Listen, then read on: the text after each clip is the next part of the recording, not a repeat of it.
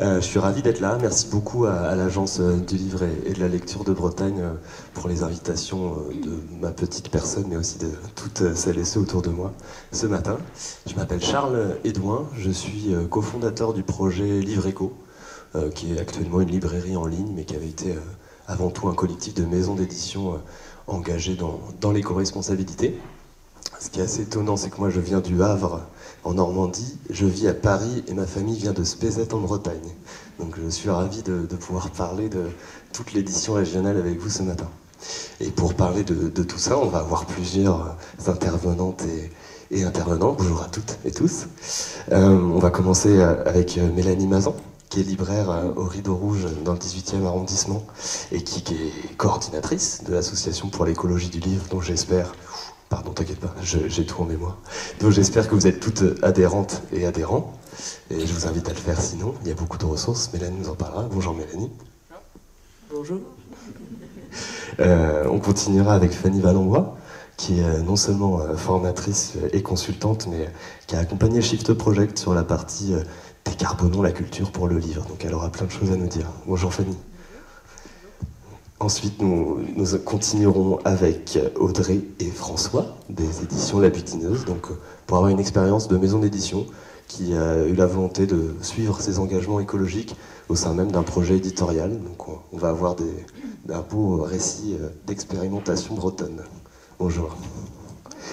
Et on continuera avec Sophie, qui vient de l'ABF et qui est donc membre de la commission Bibliothèque Verte. On vous présentera le blog qui vient de paraître. Bonjour.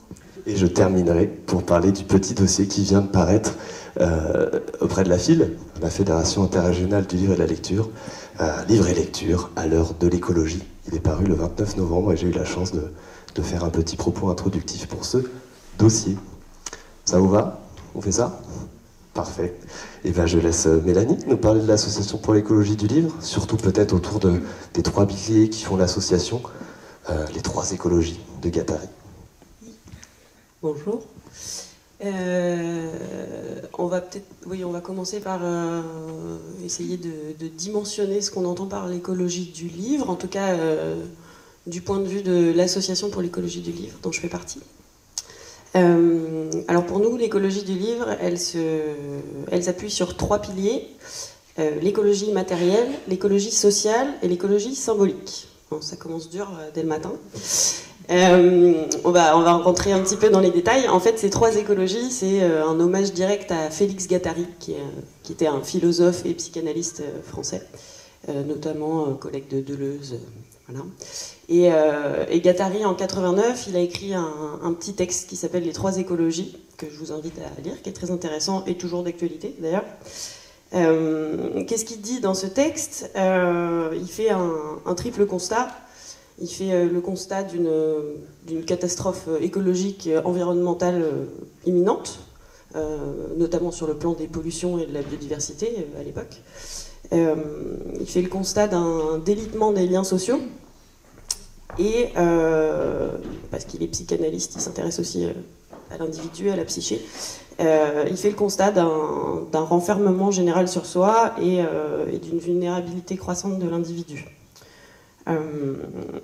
Après, il essaye de voir d'où ça vient, ça. Bon, je ne vais pas vous apprendre grand-chose, mais les deux grandes causes qui sont liées, qu'il voit, c'est d'une part une industrialisation et un développement des technologies à grande vitesse depuis l'après-guerre, et d'autre part une mondialisation et une financiarisation de l'économie, qui aboutit à ces trois ce qu'il considère comme trois catastrophes, donc environnementales, sociales et mentale. Et donc, en partant de là, il essaye de voir quelles sont les réponses politiques à ces catastrophes. Et lui, il prend le parti de dire qu'en fait, il n'y a pas de réponse politique et sociétale, à part quelques actions pour limiter les pollutions. Et lui, sa réponse à lui, c'est de dire, eh bien, en fait, on pourra répondre à ces trois catastrophes que par l'écologie. Une écologie environnementale, donc qui touche effectivement à la biodiversité, au climat, à la réduction des pollutions. Une écologie sociale, c'est-à-dire redessiner complètement les liens sociaux, les liens politiques entre nous et surtout le système économique. Et une écologie qu'il appelle l'écologie mentale, c'est-à-dire qu'on modifie chacun notre rapport au monde et notre psyché. Donc nous, ça nous a pas mal inspiré à l'Association pour l'écologie du livre, et on a essayé d'appliquer ça un petit peu au monde du livre. Je vais peut-être faire un petit retour en arrière sur la naissance de l'association que vous voyez un petit peu d'où on part avant ça. Donc l'Association pour l'écologie du livre, à la base, c'est une rencontre entre deux personnes. Donc Marin Schaffner, qui est auteur, traducteur et éditeur aux éditions Wild Project, qui sont basées à Marseille et qui sont spécialisées en écologie philosophique et politique. Et Anaïs Massola, qui est libraire à Paris, dans le 18e arrondissement. Et ces deux personnes, en fait, étaient très impliquées sur le fond, sur l'écologie. C'est-à-dire que c'était des gens qui écrivaient, qui publiaient, qui vendaient, un petit peu avant l'heure, beaucoup de livres sur l'écologie politique. Et donc la première question qu'ils se sont posées quand ils se sont rencontrés, c'est super, on publie des livres et du fond sur l'écologie, mais est-ce que nos pratiques en tant qu'éditeurs, en tant que libraires, sont cohérentes avec ce qu'on diffuse comme idée? La réponse était partiellement non, évidemment. On verra peut-être pourquoi après. Et puis la deuxième question qu'ils se sont posées, c'est voilà, dans tout ce qu'on lit, tout ce qu'on écrit, tout ce qu'on publie, on voit qu'on a plusieurs types de crises imminentes qui commencent à arriver de plus en plus souvent. Comment on va faire et à quoi ressembleront nos métiers quand, je grossis le trait, il n'y aura plus de pétrole et plus de papier, ou que le prix du pétrole et le prix du papier sera tellement élevé qu'on va se retrouver avec des difficultés ou en tout cas une obligation de redessiner les interdépendances entre nos métiers et nos métiers, et l'économie du livre en général. Donc c'est un peu parti de là, et puis donc ils ont commencé par faire un petit état des lieux de ce qui se passait. Alors la bonne nouvelle, c'était que, donc c'était en 2018-2019. Donc la bonne nouvelle, c'était qu'il y avait déjà beaucoup de gens qui se bougeaient sur ces questions-là, et que la conscience écologique dans le monde du livre était déjà un petit peu en route. Alors il y avait deux freins. C'était que un premier frein, c'est que souvent les acteurs, donc éditeurs, libraires, bibliothécaires, qui s'intéressaient à ces questions-là étaient un petit peu isolés, chacun dans leur petit projet. Telle maison d'édition édite en éco-responsabilité, telle librairie a des actions d'éco-responsabilité dans sa boutique, voilà. Et ce qui était un peu plus collectif, c'était encore très en silo par métier, en fait. Les premières réflexions collectives qui ont été mises en place, c'était le syndicat de la librairie, la commission environnement, qui n'existait pas encore à l'époque, je crois, des éditeurs. Et donc ça, c'était un premier frein qu'ils ont identifié. Et le deuxième frein, qui n'est pas vraiment un frein, c'était que toutes les questions étaient concentrées sur les questions d'éco-responsabilité. C'est-à-dire en fait les questions matérielles, de fabrication, quel papier on choisit, quelles encres on choisit, quel type de camion on utilise pour apporter les bouquins en librairie, etc. Et donc ça, c'est très important, évidemment, c'est une bonne porte d'entrée, mais ils se sont dit que c'est pas suffisant. Donc là, on a notre première écologie, qui est l'écologie matérielle, l'écologie environnementale, sur la question de l'éco-responsabilité. Mais effectivement, si on dézoome un petit peu, on se rend compte que tous les problèmes environnementaux liés au livre, finalement, les raisons, c'est quoi? C'est un petit peu les mêmes raisons que Guattari soulignait. C'est une très forte industrialisation de l'économie du livre depuis les années 60. C'est une concentration et une financiarisation très forte aussi au niveau de l'édition, diffusion, distribution. Et une mondialisation de la production avec tout un tas de délocalisations. Et ça a des conséquences environnementales évidemment, mais aussi sur la situation sociale et économique des acteurs du livre. Donc, je donne quelques exemples, mais donc on a une fragilisation du maillage territorial des acteurs du livre. On a une perte de savoir-faire artisanal. On a une augmentation de la production en volume, avec des conséquences environnementales évidemment. L'augmentation du pilon, bien que depuis quelques années ça rebaisse. La précarisation des professionnels, l'augmentation des flux de transport, ça c'est une grosse partie, des délocalisations, la standardisation des publications, et globalement ce qu'on a appelé nous l'économie du livre jetable. Peut-être que ça peut résumer l'ensemble de ces trucs-là. Et donc Marin et Anaïs et quelques autres personnes qui au fur et à mesure arrivaient dans l'association se sont dit bah oui, en fait il faut aussi agir, on ne pourra pas agir sur l'environnement si on n'agit pas sur le système économique et sur les coopérations et les interdépendances qu'il y a entre les acteurs du livre. Donc là on a notre écologie sociale, ou socio-économique si on préfère, et il nous manque notre troisième pilier qui est l'écologie mentale que nous on a appelé l'écologie symbolique. Et là, on arrive un peu au cœur de nos métiers, je pense, parce qu'on est des passeurs d'imaginaire, des passeurs d'idées, et on est garant de la bibliodiversité. Pour les personnes qui étaient là hier à l'atelier, on est garant de la plus grande diversité culturelle possible dans les écrits qu'on publie et qu'on vend et qu'on partage. Et il n'est pas très difficile de comprendre non plus que la standardisation croissante et la concentration croissante dans le monde du livre, ça a produit cette standardisation et donc c'est un danger pour la bibliodiversité. Et donc pour nous, c'est hyper important de prendre en compte cet aspect-là, qui est au cœur de notre métier, dans nos actions sur l'écologie du livre. Voilà, donc on a nos trois écologies. L'écologie du coup matérielle, environnementale, l'écologie sociale, socio-économique et l'écologie symbolique ou la bibliodiversité. Donc c'est un peu la vision qu'on défend. Ouais, alors pour te relancer sur ta deuxième partie, ce qui nous a été demandé de répondre ce matin avec vous toutes et vous tous, c'est justement qu'est-ce que ça recouvre, la notion d'écologie dans le monde de l'édition, quels sont nos périmètres d'action et comment on peut accompagner les professionnels de l'édition là-dessus. Et c'est pour ça que j'ai laissé Mélanie introduire tout ça, parce que vous voyez que l'association pour l'écologie du livre, elle est assez totalisante, elle prend en compte vraiment tous les points de vue de la chaîne du livre, et même va parler plutôt d'écosystème du livre, pour avoir des interdépendances choisies et non plus subies. Et donc je laisse Mélanie continuer pour justement nous présenter quelles sont les ressources de cette association, sur quoi on peut agir et quel accompagnement ils peuvent vous proposer. Et ensuite on continuera bien sûr avec tout le monde sur chaque point différent pour recouvrir toute la chaîne, donc ça aille de l'édition, les manifestations littéraires, les libraires, les bibliothécaires, mais aussi la diffusion, distribution et bien sûr on aurait adoré le faire sur les auteurs et autrices, mais Lucille Schmitt, qui est la cofondatrice du prix d'un livre d'écologie, du roman d'écologie, pardon, Pré, n'a pas pu venir aujourd'hui, donc je la présenterai malgré tout à l'heure et je vous invite à aller vous renseigner sur le prix ensuite. Donc je te laisse continuer sur les actions de l'association. Oui, puisque du coup, j'imagine que ce que vous vous dites, c'est très bien la vision politique, mais qu'est-ce qu'on fait? Parce qu'il y a quand même plusieurs difficultés dès qu'on met les mains dans le cambouis. D'une part, on est tous dans des métiers très prenants et si ce n'est précaires, avec beaucoup de pression économique. Donc typiquement, on est auteur.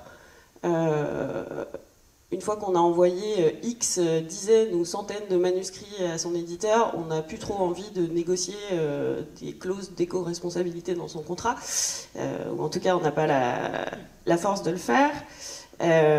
Ensuite, le deuxième frein, c'est qu'il n'y a pas forcément de solution idéale dès qu'on se met dans le concret. Surtout si on prend en compte et l'environnement, et l'économie, et la bibliodiversité. Je donne un exemple d'une membre de l'association qui est spécialisée dans l'édition éco-responsable et je grossis le trait un petit peu, mais par exemple si on prend uniquement en compte le bilan carbone d'un livre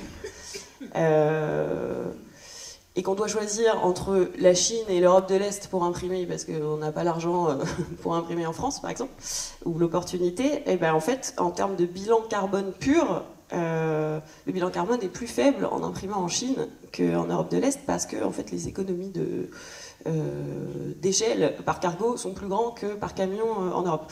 Donc la solution bilan carbone serait d'imprimer en Chine, mais est-ce qu'on prend en compte les aspects économiques et du coup on imprime en Europe de l'Est? Voilà, il n'y a pas vraiment de solution idéale, donc ça c'est un peu compliqué.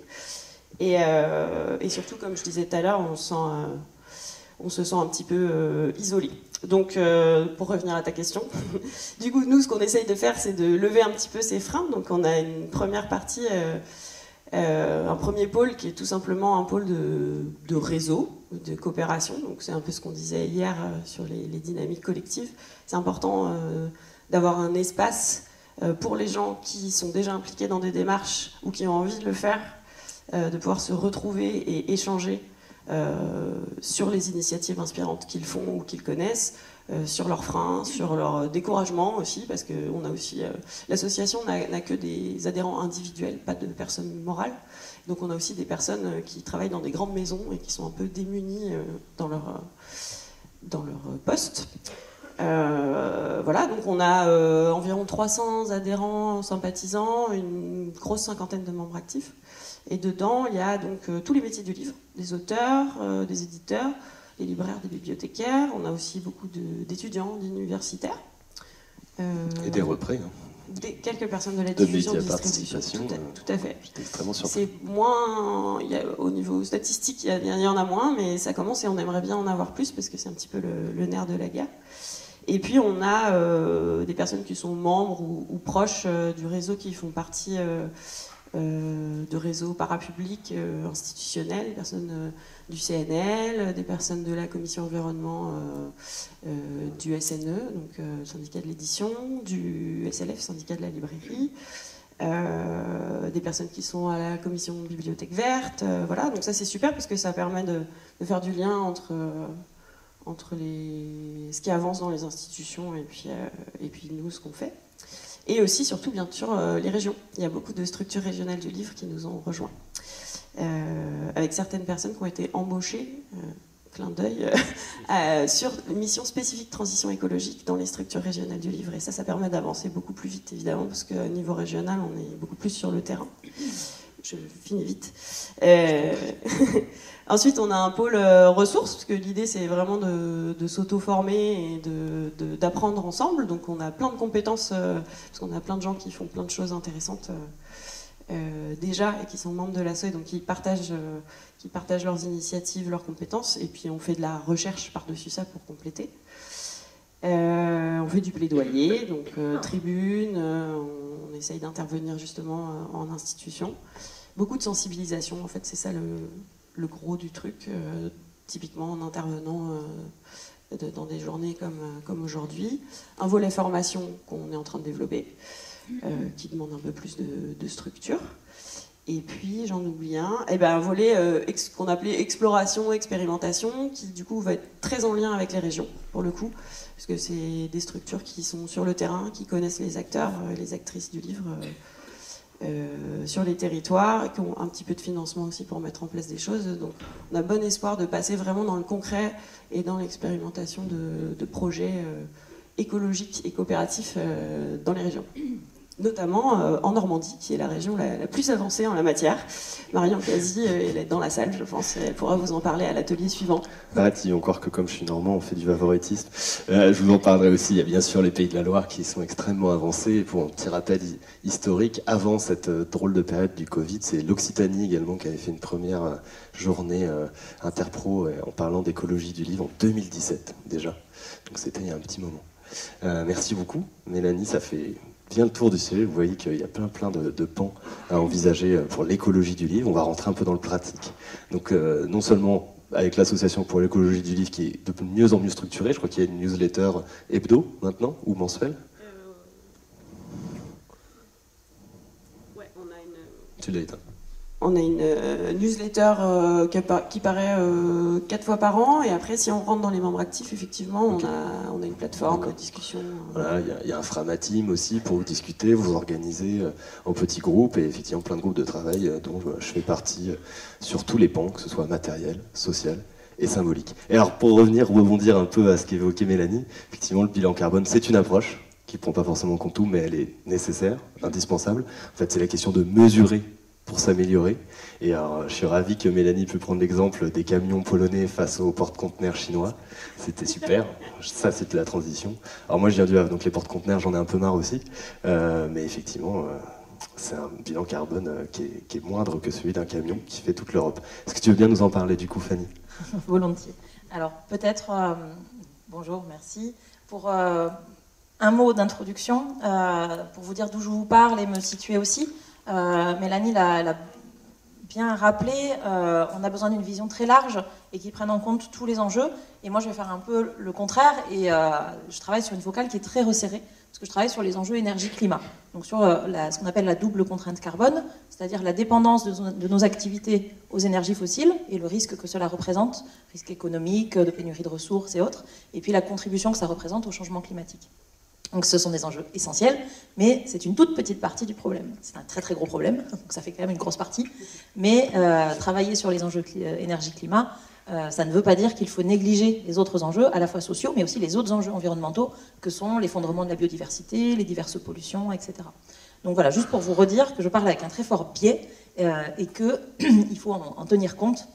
Donc, on ne peut pas découper le problème en tranches. Donc moi je vais explorer une tranche, mais il faudra la remettre dans le gâteau général du grand défi face auquel on est aujourd'hui. Donc je travaille pour un laboratoire d'idées, enfin je suis bénévole au sein d'un laboratoire d'idées qui s'appelle le Shift Project, qui a publié l'an dernier, en 2021, un gros travail qui s'appelle le plan de transformation de l'économie française, qui est un immense chantier qui visait à se demander comment est-ce qu'on peut sortir l'économie française de sa dépendance aux énergies fossiles.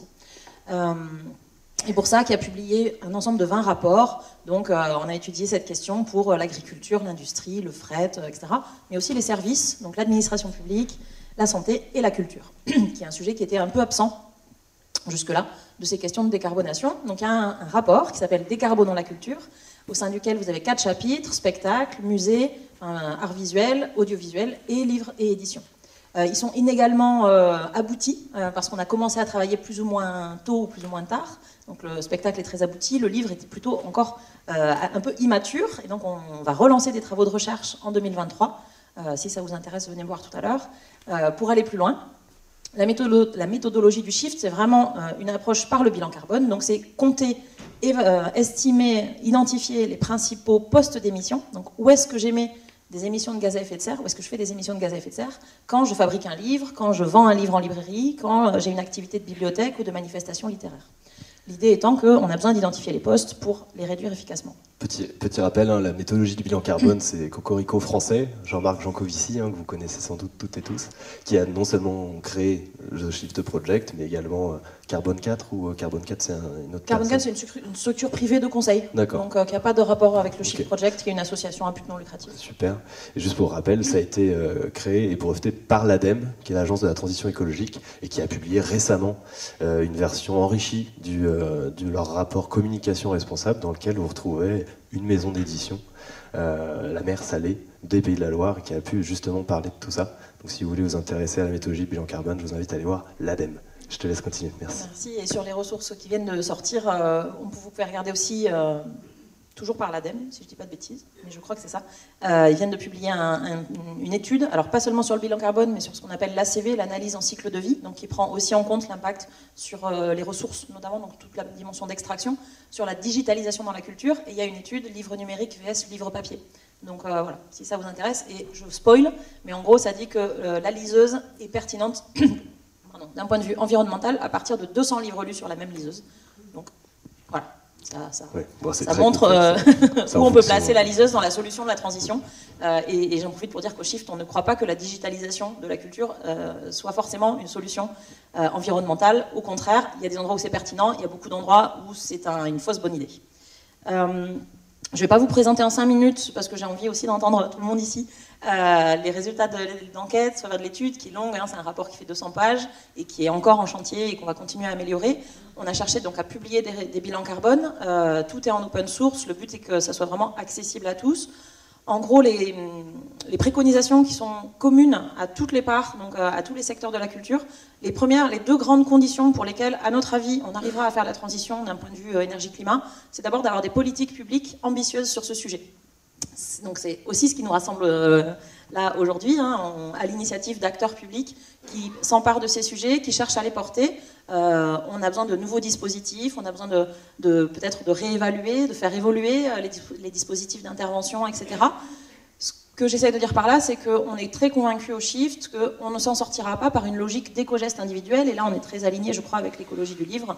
On a besoin de changements systémiques, et pas d'engagement, et pas uniquement d'engagement individuel et d'éco-gestes. On a besoin de changer de système, on a besoin de s'attaquer à des problèmes de surproduction généralisée, de délocalisation, etc. Pour ça, la deuxième condition qui nous semble nécessaire pour la transition, ce sont des enjeux de formation. Est-ce que quelqu'un dans la salle ici a été formé aux enjeux énergie-climat? Levez la main si c'est le cas. Dénoncez-vous. Marilyn, évidemment. Une personne, ça fait très peu. Voilà. Donc là, on ne pourra pas, évidemment, faire cette transition si on ne comprend pas de quoi on parle et si on n'identifie pas les bons endroits où il faut agir. Un exemple très très concret sur le climat, on a beaucoup d'acteurs, quels qu'ils soient, qui sont très engagés sur la réduction des déchets.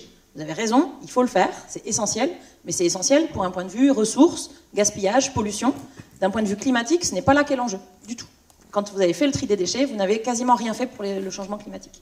Donc c'est ce genre de choses où on a besoin d'avoir les idées bien en place et de se dire, pour répondre à tel et tel enjeu, quels sont les vrais gisements de réduction des impacts.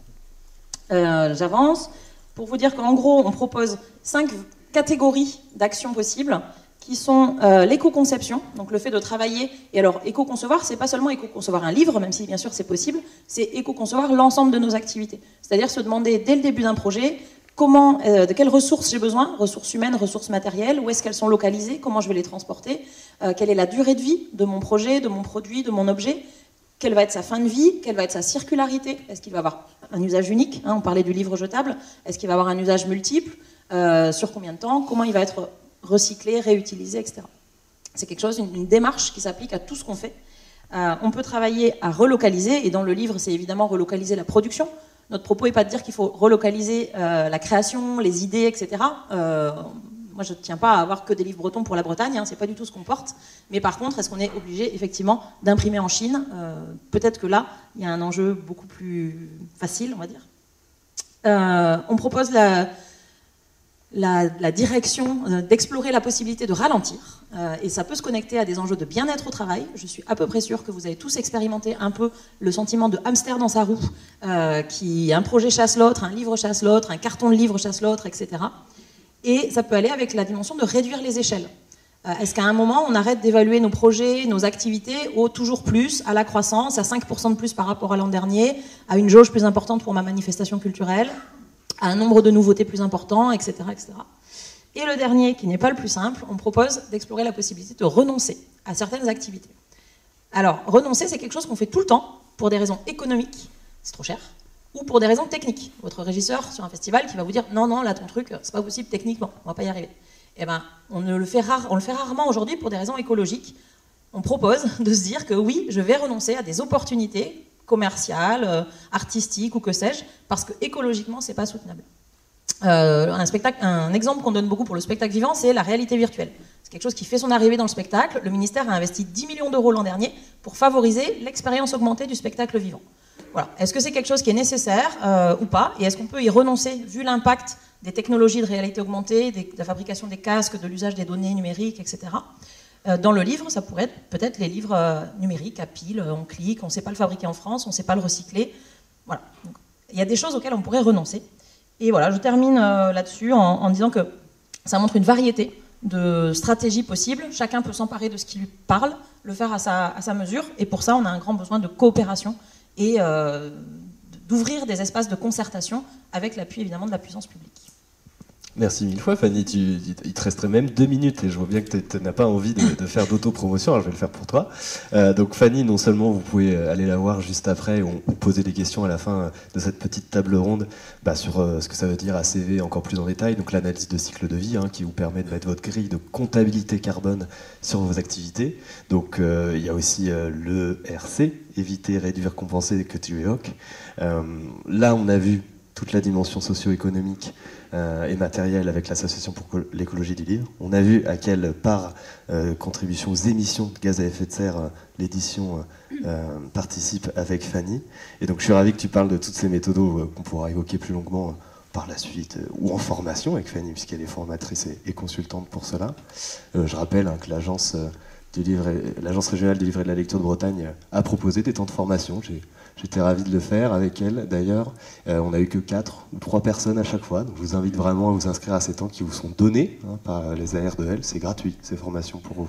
Donc il ne faut vraiment pas hésiter à y aller. Je suis sûr que Fanny pourra vous en proposer.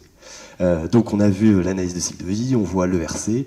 Et peut-être vous connaissez les 3 R dans la salle, la méthode des 3 R.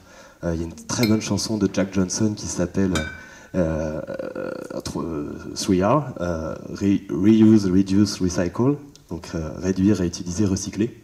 Et en fait, là, on va voir tout de suite, avec les éditions de La Butineuse, comment on peut passer aux 4R dans l'édition. Est-ce que François et Audrey, vous pouvez nous parler de votre expérience de création de maison en 2021, La Butineuse ? 2020. 2020. Et même on passe maintenant au 5R. Et 5R, et ben voilà, vous allez avoir ça tout de suite. Merci. Donc nous, on va dézoomer, puisqu'on a essayé dans notre démarche de création de maison d'édition de prendre en compte tous les aspects d'éco-conception.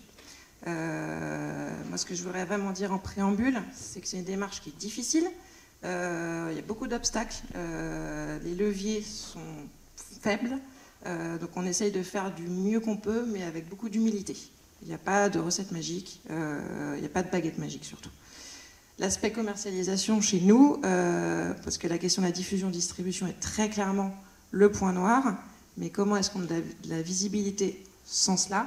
Nous, on a mis en place tout de suite la vente directe sur notre site pour y pallier et puis surtout pour être au contact tout de suite avec nos lecteurs.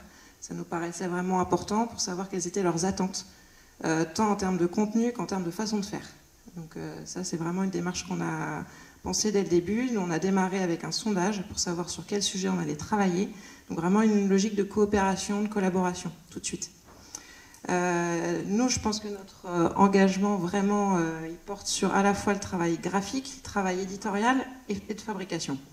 Que ce soit notre site internet ou nos maquettes, elles ont été réalisées avec une agence qui est vraiment très sensible aux questions d'éco-responsabilité.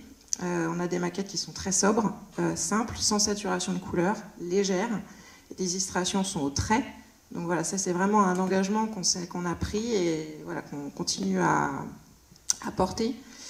La sobriété des livres pour nous, c'est aussi en termes de contenu, parce que comme vous pouvez voir, on fait des livres courts.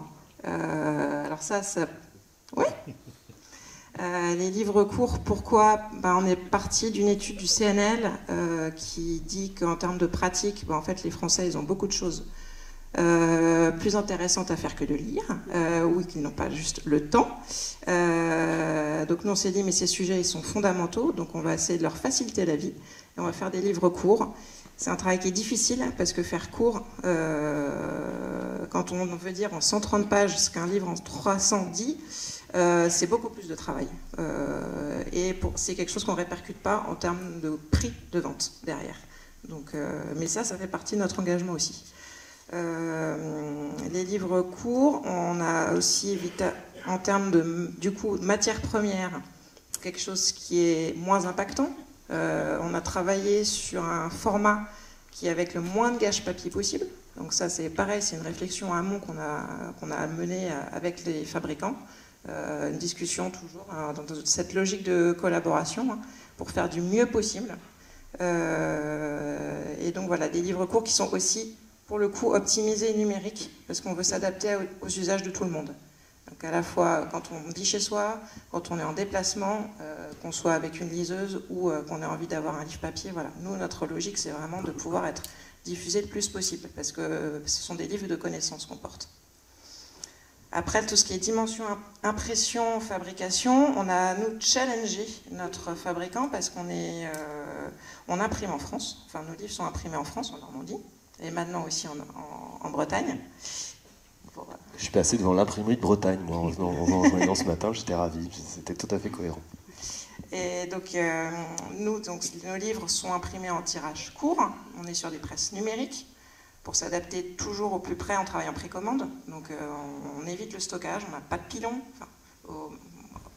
et on évite le stockage. Je ne dis pas qu'on n'en a pas, mais on les réduit au minimum possible.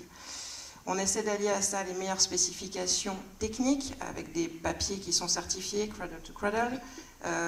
On ne pellicule pas nos couvertures, ça c'est quelque chose qui d'ailleurs nous a fait beaucoup rire, parce qu'on a discuté avec notre imprimeur il y a plus tard qu'il y a 2 semaines, qui n'avait même pas percuté en fait que quand on commandait nos bouquins, on ne demandait pas de pelliculage. Il me dit, mais comment ils sortent vos livres?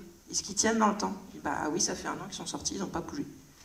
Oui, alors juste pour définir cradle to cradle, donc du berceau au berceau, qui est une méthodologie de 2 ingénieurs américains qui est parue aux éditions alternatives, qui était une maison, et qui est toujours, je crois, une maison du groupe Madrigal. Donc c'est Arctic Paper, vos papiers? Oui. Voilà. Donc Arctic Paper est effectivement certifié Cradle to Cradle, donc c'est-à-dire que c'est un label, plutôt même une norme, sur tout l'ensemble du cycle de vie de la gamme de papier. Donc ça comprend la gestion de l'énergie du site, les toxicités, pollutions dans l'eau, au chlore, qu'a généré cette gamme de papier. Donc c'est une méthodologie très intéressante, du berceau au berceau, c'est-à-dire on va le plus possible recycler, remettre dans la machine tous les éléments et les déchets, et éviter de ce qu'on appelle le décyclage, sortir des matériaux qui seraient plus bons pour la production. Et je te laisse parler du pelliculage peut-être, mais François, tu as des choses à dire? C'est juste à propos de ça, c'est qu'en fait, je crois aussi que c'est un des seuls labels qui soit en fait un label papetier, et non pas uniquement un label forestier. Parce qu'en fait, c'est vrai que les labels qu'on voit partout, FSC, FESC, etc., il ne faut pas oublier que ce sont des labels forestiers et pas des labels papetiers. Voilà. Exactement. C'est uniquement la fibre de bois FSC, PEFC. Donc vous n'avez pas l'analyse cycle de vie, justement. Mais il y a aussi le Nordic Swan, qui est par les mêmes. Arctic Paper, c'est suédois, ils ont des très belles forêts, donc ils ont beaucoup de labels pour protéger leur parc forestier. Mais aussi l'éco-label européen, que je vous invite à aller voir, qui est très contraignant, et comme le label Ange Bleu. Voilà, mini formation au label, désolé. Et le pelliculage, c'est passionnant, parce que effectivement, un livre pelliculé, la couverture, si votre papier n'est pas très bien, de couverture, ça a tendance à le plier. En librairie, ça va être moins gardé. Ouais. Et là, en fait, nous, on a la chance d'avoir des bouquins qui ne bougent pas. Donc, pour l'instant, on a choisi a priori les bons papiers. Formidable. Donc tout ça, c'est une affaire de compromis, hein, c'est difficile. Nous, la seule fabrication à la demande réelle qu'on utilise, c'est Amazon. Voilà, j'ai dit un gros mot. Mais c'est un fait. En fait, nous, on publie des livres en anglais, en français, en espagnol. Si on veut être au plus près du client, toujours dans des questions d'usage, les gens peuvent acheter nos livres en anglais ou en espagnol sur notre site. Mais si l'usage est pour quelqu'un d'acheter Amazon et du coup d'avoir en fait son livre qui va être imprimé plus près, on est aux États-Unis par exemple, il y a les usines qui impriment directement là-bas, du coup notre livre ne va pas traverser l'Atlantique et en tant que tel, c'est une empreinte carbone potentiellement qui peut être limitée. Mais comme toujours, c'est la question des camion versus cargo, voilà. Et des compromis. Et à quel marché du travail on participe. Et je vous invite à vous renseigner sur la grève des employés Amazon qui est lancée sur tous les continents. Voilà. C'est clair.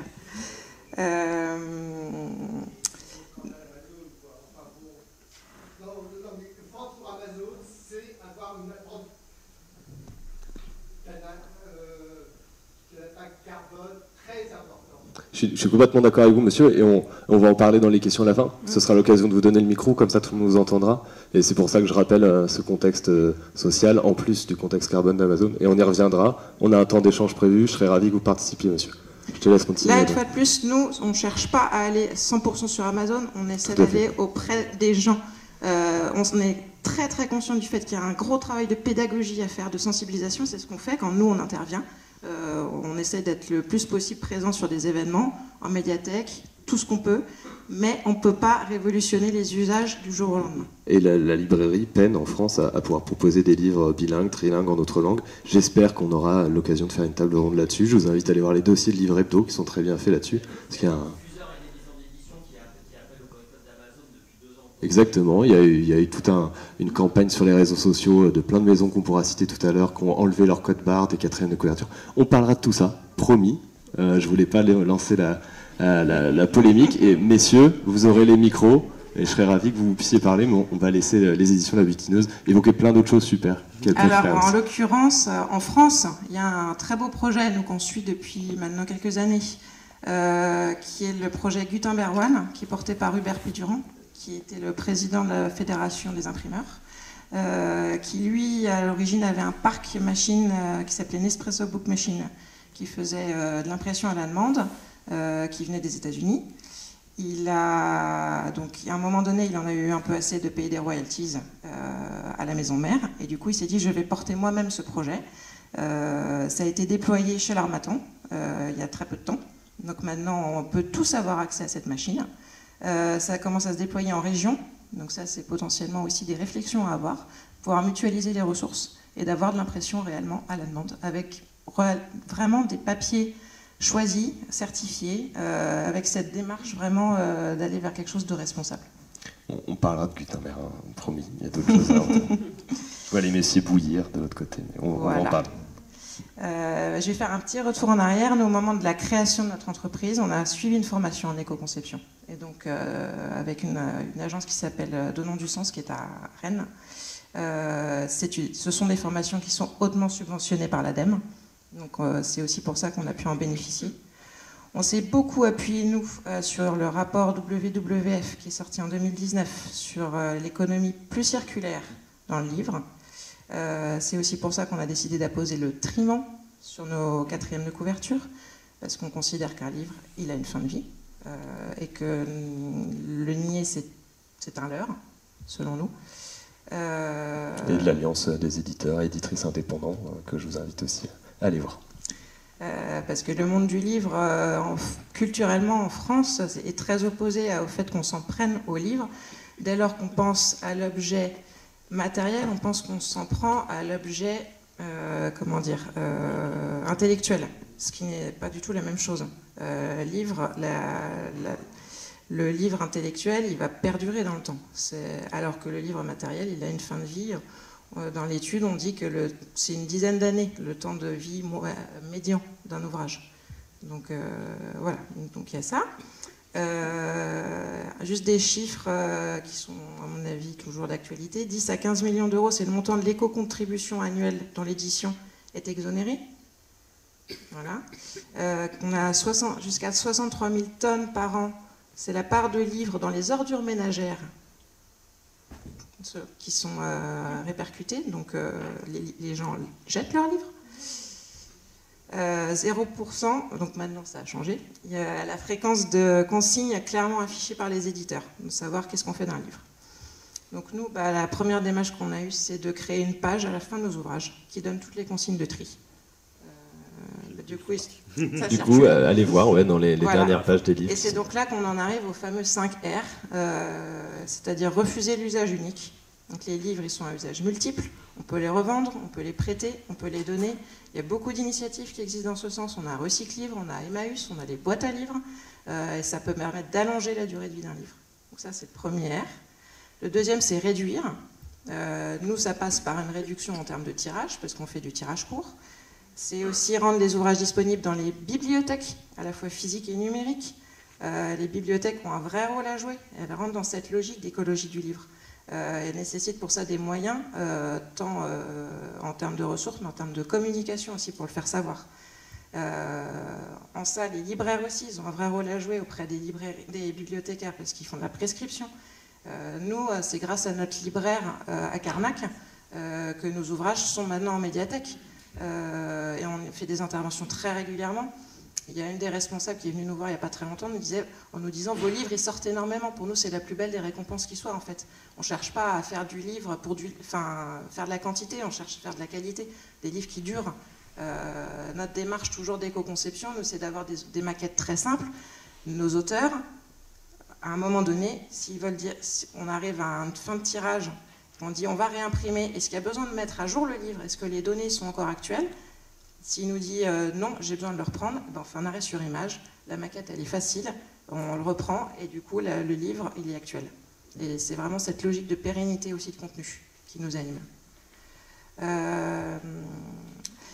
La vente d'un usage plutôt que d'un produit. Alors ça c'est l'économie de la fonctionnalité, du partage, notamment les bibliothèques numériques. Nous on a rejoint Cairn en septembre, avec qui on avait travaillé dans nos vies professionnelles précédentes, qui vendent effectivement un usage et qui en plus être en passe de devenir une entreprise à mission. Voilà, donc je crois qu'on voit bien toutes les alternatives qui existent, qui sont disponibles à l'achat. Donc ça c'est pour nous le deuxième R, réutiliser, recycler. Ça c'est des consignes qu'on peut trouver à la fin de nos livres. C'est pareil, la couverture du papier, enfin voilà, des gestes relativement simples, mais quand on n'a pas eu cette sensibilisation et on ne sait pas forcément ce qu'il faut faire. Le dernier qui nous fait bien rire, nous, c'est rendre à la terre composté, le cinquième. On attend le papier compostable. Nous, on a donc fait le choix de ne pas pelliculer. On a un ouvrage là qui sort, qui traite des enjeux du compost et du compostage très actuel, puisque l'année prochaine, on va tous être obligés de trier nos déchets organiques. Et les couches compostables, elles existent déjà, justement. L'entreprise avec qui on a fait ce livre s'est déployée, c'est Cellulose Brocéliande, c'est en Bretagne. Donc voilà. Donc nous, je pense qu'à notre échelle, en tant qu'éditeur, est très important, en tant qu'acteur du livre, de faire de la pédagogie sur tous ces sujets, de maîtriser le gaspillage, d'essayer de garantir au maximum l'origine et la production des ressources, de faire de la promotion de toute cette économie circulaire, de jouer la transparence. Et tout ça, c'est à la fois sur l'aspect organisationnel de l'activité et c'est sur l'aspect culturel, donc cette pédagogie. Merci beaucoup Audrey, merci beaucoup François. Sauf si tu voulais ajouter quelque chose, François, peut-être ? Je crois qu'Audrey a juste oublié une toute petite phrase au tout début. En fait, notre maison d'édition est entièrement consacrée à l'impact des activités humaines sur le monde. Donc ça explique aussi, en fait, une raison pour laquelle, pour nous, dès le monde de la création, évidemment, il fallait qu'on se pose la question de savoir, effectivement, comment essayer de ne pas faire exactement le contraire que ce qu'on prônait dans nos ouvrages. Donc voilà, c'est une tentative, en tout cas, de vision un peu à notre petite échelle. Hein, on est deux, on fait ce qu'on peut, mais d'essayer d'être cohérent en fait. Voilà. Merci beaucoup, c'était très courageux de mentionner Amazon, parce qu'effectivement c'est une vraie problématique de pouvoir s'en passer pour certaines toutes petites maisons d'édition. Donc on en parlera, monsieur, je vous vois lever la main de colère, on en parlera avec grand plaisir. Courageux de le dire, voilà, parce qu'ils auraient pu le cacher avec nous en parlant d'écologie du livre, mais aussi courageux d'évoquer faire moins pour faire mieux. Et en fait, moins et mieux, on se rend compte que c'est toujours plus. Plus de temps, plus d'énergie, plus de complications, parfois plus d'argent. On espère moins quand même. Si on fait moins, le but c'est que ça coûte moins cher aussi. Mais merci beaucoup pour ce témoignage qui était extrêmement précieux et je suis sûr que toutes les polémiques seront constructives dans les questions. On aurait adoré parler du roman, des auteurs, des autrices, malheureusement avec cette grève tout à fait légitime d'ailleurs aujourd'hui, des employés, des contrôleurs de la SNCF. Lucille Schmitt, comme je vous l'évoquais, du prix pour un roman d'écologie ne peut pas être avec nous. Je vous rappelle juste qu'elle est cofondatrice du think tank La Fabrique d'écologie et également dans le comité de rédaction de la revue Esprit, qui est également sur Cairn. Voilà, je vous invite à aller voir sur Cairn toutes ces très belles revues. Mais bon, on fera sans malheureusement, et j'espère que dans les questions, on aura des questions sur les auteurs-autrices, dont je pense on pourra à nous 6 tous répondre. Mais on va parler d'un autre pan tout aussi passionnant, qui est le service public. Et justement une écologie du livre, de l'édition, de la manifestation éventuellement littéraire, qui n'est pas sujette à l'offre et la demande, justement. Et c'est pour moi quelque chose de passionnant, puisque le label Bibliothèque Verte, qui n'est pas vraiment un label, qui est plutôt une initiative à l'échelle mondiale, que nous présentera sans doute Sophie, a fait des petits. Et la commission Bibliothèque Verte, de l'Association des bibliothécaires de France, vient de se lancer avec un blog. Donc je laisse Sophie nous présenter tout ça. Merci. Alors moi, je reprends au débeauté la présentation de Julie Curien, qui est responsable de la commission Bibliothèque Verte, mais qui n'a pas pu venir à cause de la grève. Donc je vais essayer de faire au mieux avec ses notes. Normalement, je connais ce qu'elle fait, puisque je fais partie de la commission également, donc ça devrait aller. Mais bon, comme ça, j'ai une excuse déjà toute trouvée si je me plante sur des trucs, et vous pourrez vous en prendre à elle, je peux vous envoyer son mail à la fin. Donc, écologie du livre, de quoi parle-t-on quand on parle de bibliothèque ?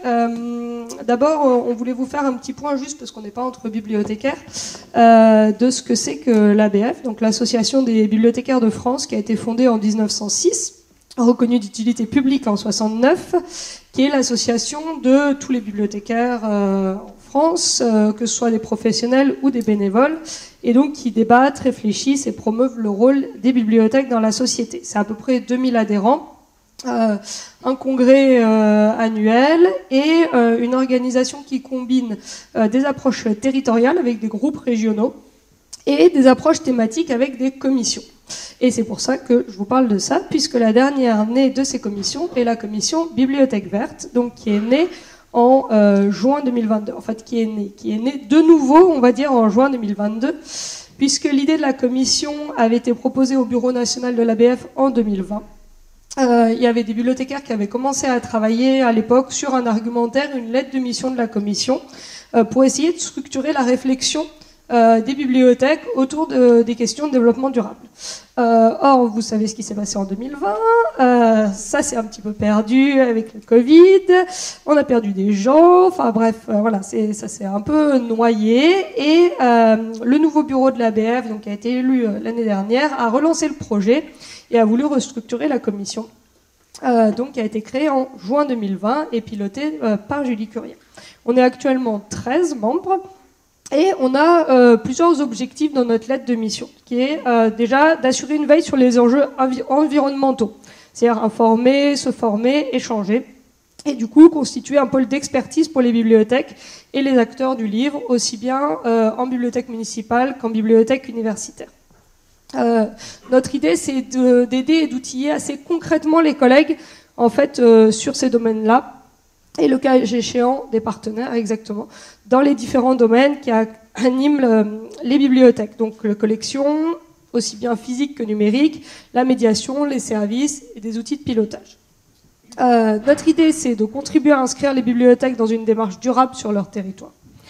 Et enfin, valoriser les démarches vertes en bibliothèque et au-delà, en faire un plaidoyer auprès des décideurs. En fait, il y a beaucoup de choses qui sont faites depuis plusieurs années dans les bibliothèques, qui souvent sont à l'initiative de gens convaincus qu'on a notre part à jouer dans ce domaine, mais rien n'est encore vraiment structuré. On a lancé des grainothèques, on a lancé des actions de sensibilisation, on a lancé des partenariats divers et variés. Moi, je travaillais auparavant à la médiathèque Marguerite Yourcenar dans le 15e arrondissement à Paris, qui a un fonds développé autour du développement durable, qui a, voilà, on avait un partenariat avec différentes associations dans le quartier, on avait des plantations devant la bibliothèque, on avait un jardin partagé, bref, voilà, on a fait des choses, mais on se sentait un petit peu seul. Donc l'idée de la commission, c'est justement de réunir toutes ces personnes qui sont intéressées et de réunir ce qu'elles ont fait et d'aller un petit peu plus loin. Donc pour ça, l'idée de Julie a été de créer un blog, donc qui a été lancé en octobre, que on va vous montrer tout de suite parce qu'il est magnifique. Il est assez basique, mais avec un très beau bandeau vert et la baie. Voilà. Donc pour le moment, c'est assez limité. On a une quinzaine d'articles à peu près. Donc n'hésitez pas à vous abonner à ce blog en bas de la page, me dit Julie. Alors vous passez en bas de la page d'accueil, vous cliquez sur l'icône mail et vous suivez les instructions. Elle m'a tout mis parce que comme ça elle est sûre que vous allez trouver comment vous abonner, on sait jamais. Voilà.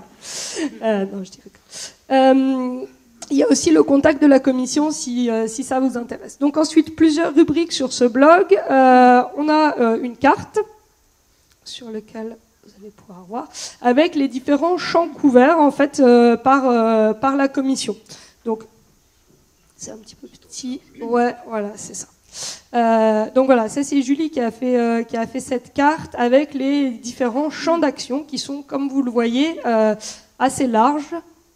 Donc pilotage, organisation du travail, numérique, les collections, les médiations. Ce qui fait qu'elle, ce qu'elle voulait, c'est aller plus loin que les simples actions dont on a parlé, faire une grainothèque, etc. En ce moment, on parle beaucoup du plastique en bibliothèque et de la plastification des livres, mais il faut savoir que voilà, c'est vraiment un tout petit détail en fait dans notre fonctionnement au quotidien. C'est quelque chose qui est important, chaque détail compte, mais c'est un ensemble de choses qu'il faut prendre en compte. Ce qu'il faut voir en fait, c'est que les bibliothèques, c'est un petit peu l'exemple, on va dire, parfait d'économie circulaire. Je ne sais pas si vous en êtes rendu compte, mais c'est trop bien. On prête des livres qui vont rester 10, 15 ans, des fois sur nos étagères, qui vont sortir 100, 200 fois, qu'ensuite on va effectivement désherber. Alors on ne les jette pas pour la plupart dans des conteneurs pour le plaisir d'avoir des réactions outrées de la société, parce qu'on a jeté des livres, comme on l'a dit, il faut dissocier le physique de l'intellectuel. Nous, en l'occurrence, pour donner un exemple, à Redon, on les revend dans une braderie tous les ans. Ce qui n'est pas vendu dans une braderie, on les donne à la recyclerie, qui les mettent dans des boîtes à livres. Et si les livres sont trop abîmés, parce qu'il faut le dire, quand ils ont été mâchouillés à peu près 200 000 fois par des enfants de moins de 3 ans, on n'a pas vraiment envie de les donner à d'autres gens. on les recycle au papier en ayant auparavant enlevé leur couverture plastique. Je suis ravi que tu parles de la bibliothèque Marguerite Yourcenar, parce que j'habite dans le 15e à Paris, donc je la connais bien. Mais il y a aussi celle de Beaubourg, qui justement pour ce désherbage avait dû faire signer, et ça c'est un point fondamental qui revient sur les auteurs et les autrices dont on n'a pas parlé, des engagements pour les gens qui récupèrent les livres qui étaient destinés à être détruits à cause du désherbage, pour ne pas revendre ces livres. Parce que vous le savez, quand on donne ou quand on vend d'occasion, malheureusement les auteurs ne sont pas rémunérés sur ces nouvelles ventes. Et donc c'est un gros problème. J'espère qu'un jour l'Interpro pourra y répondre avant que les énormes conglomérats trouvent une économie sur ces livres d'occasion. Voilà, je voulais juste faire ce point. Excuse-moi de t'avoir interrompu. Non, c'est très bien. Et ça me permet de dire qu'en fait, il y a eu quand même une belle évolution en bibliothèque. Jusque-là, c'était pas toujours simple de vendre les livres parce que c'est de bibliothèques, parce que ça fait partie de biens publics. Donc c'est toujours un petit peu compliqué. L'année dernière, la nouvelle loi sur les bibliothèques, donc, qui est sortie en décembre 2021, la loi Robert, a simplifié ça en précisant dans la loi qu'il était possible de les donner à des associations du champ social et solidaire. Donc Recyclivre, Amaréal, etc. Donc voilà, je ne sais pas si certains d'entre vous en bibliothèque ont commencé à recevoir des mails. Moi, ça a été le cas à Redon de ces entreprises qui nous disent voilà, en échange je récupère vos livres avec un petit pourcentage, etc. Et moi, je les revends. Donc ça c'est une ouverture qui est intéressante, qui, je pense, a soulagé pas mal de bibliothécaires parce qu'on se pose tous la question de ce qu'on va en faire à un moment. Et c'est bien à un moment que ça a été inscrit dans la loi. Donc voilà, du coup. Sur le blog, vous trouverez donc quelques articles déjà qui reprennent ce qui a été fait. Donc qu'on a classé bâtiments, collections, médiation, numérique.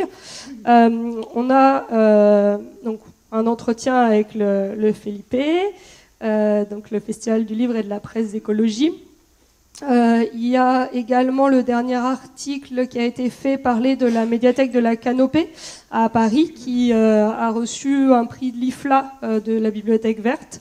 Donc ça, je vous incite à regarder, je pense que ça peut intéresser tout le monde. Ils ont fait un guide de la Bibliothèque Verte, la médiathèque de la Canopée à Paris, où ils reprennent tout ce qu'il est possible de faire en bibliothèque. Eux, ils ont fait une vraie grosse réflexion sur ce qu'ils peuvent faire dans tous les domaines.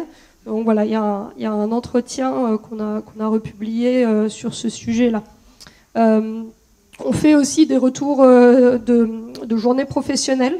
Donc il y a eu, par exemple, en juillet, la journée de la lecture publique à la médiathèque départementale d'Ille-et-Vilaine était sur le concept de bibliothèque verte. Il y a eu également à Ploufragan en octobre une journée d'études sur les bibliothèques créatives où ces sujets-là ont été évoqués également.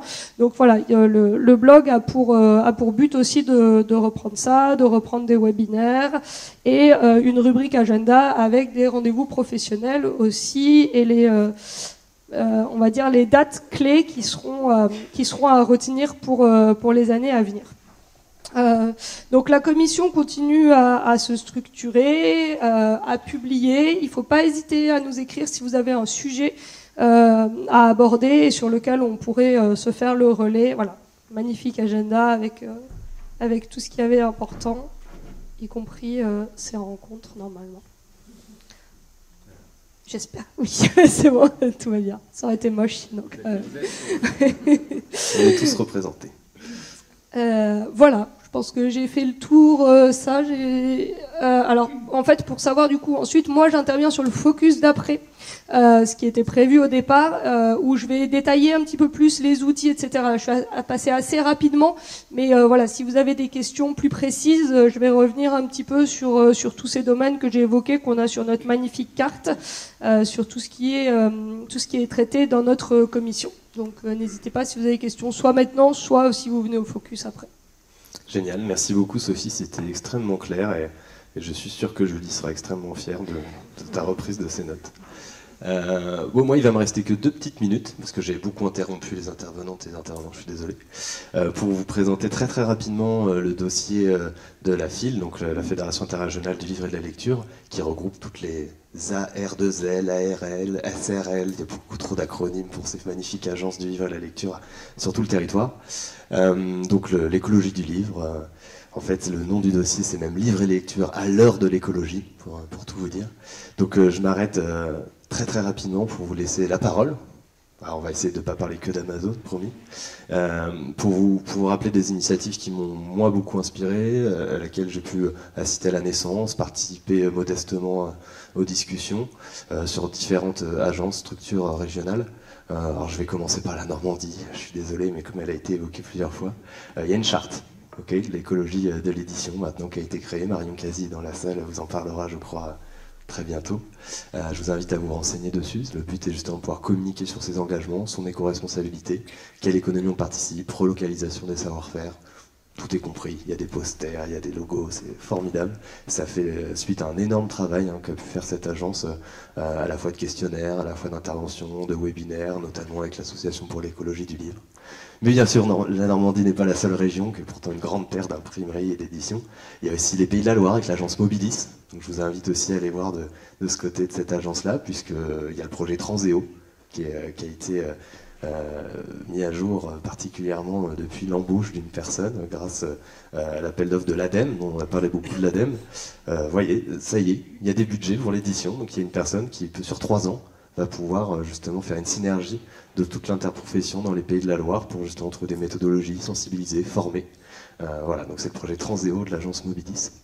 Mais je pourrais évidemment parler aussi de la Bourgogne et de la Franche-Comté, qui fait des expressos éditeurs, éditrices, libraires, pour rencontrer les catalogues des gens qui sont à côté de nous, parce que les libraires n'ont pas forcément ce temps-là, avec le rush de la diffusion-distribution, les 2 semaines de durée de vie d'un livre en librairie, dans les rayons, tellement, je vous rappelle, plus de 60 000 nouveautés par an en France d'édition, donc c'est pour ça que je parlais de l'offre et la demande et que je vous disais que vous étiez un peu épargnés, mais c'est pas vrai tout à fait, je suis d'accord.